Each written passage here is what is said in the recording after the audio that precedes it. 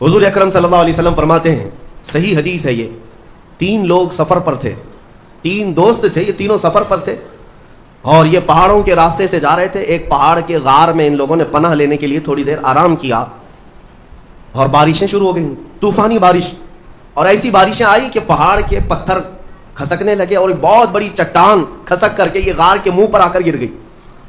غار بند اور یہ اندر 3 بیٹھے ہوئے ہیں، ہاتھ کے ہلانے سے تو پتھر جانے والا نہیں، ایک بڑی چٹان گر کر کے بند ہو چکی، ان کی قبر وہیں بننے والی۔ 3 لوگ ہلا کر کے کیا ہٹا سکتے تھے؟ اب تینوں لوگوں نے کیا کیا؟ میرے آقا صلی اللہ علیہ وسلم فرماتے ہیں تینوں رونے لگے کہ اب ہماری موت یہیں پر ہونے والی ہے، ختم ہے، لیکن اس سے پہلے چلو اللہ کی بارگاہ میں اپنی زندگی کی کوئی ایسی چیز ہو جو تم نے خالص اس کے لیے کیا تھا، اس نیکی کو وسیلہ بنا کر کے دعا کرتے ہیں، دیکھتے ہیں پتھر ہٹتا ہے کیا۔ تو تینوں نے اپنی اپنی زندگی کی ایک ایک چیزیں شمار کرنا شروع کیا۔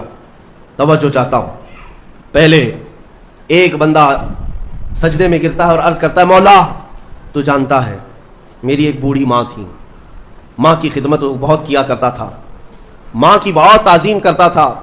ایک دن رات کو جب میں گھر پہنچا تو میرے پاس صرف ایک روٹی تھی اور تھوڑا سا دودھ تھا۔ میرے گھر کے کئی بچے تھے، بچے بھی بھوکے تھے، لیکن میری ماں بوڑھی تھی، تو میں جب بھی گھر رات کو پہنچتا پہلے اپنی ماں کو کھلاتا، اس کے بعد اپنے بچوں کو کھانا دیتا۔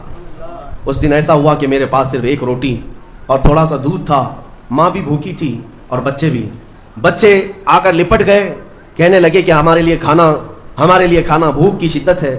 میں نے بچوں کو تھوڑی دیر کے لیے بٹھایا گھر کے باہر اور اس روٹی کو چور کر دودھ میں اپنی بوڑھی ماں کو کھلایا۔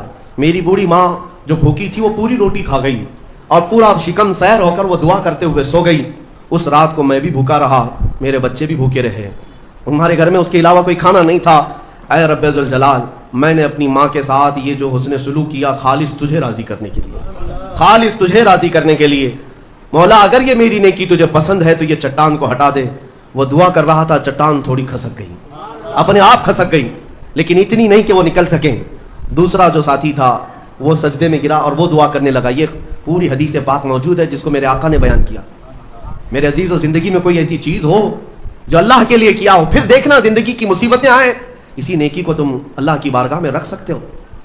دوسرا سجدے میں گرتا ہے اور کہتا ہے، مولا تو بہتر جانتا ہے میں اپنی چچیری بہن کا عاشق ہو گیا تھا۔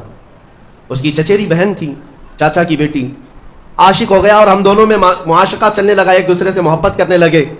ایک دن ایسا آیا کہ ہمارے گھر والے اور اس کے گھر والے سب باہر چلے گئے، ہم دونوں تنہا رہ گئے اور ہم دونوں ایک کمرے کے اندر آئے۔ ہم دونوں نے گناہ کرنے کا ارادہ کر لیا۔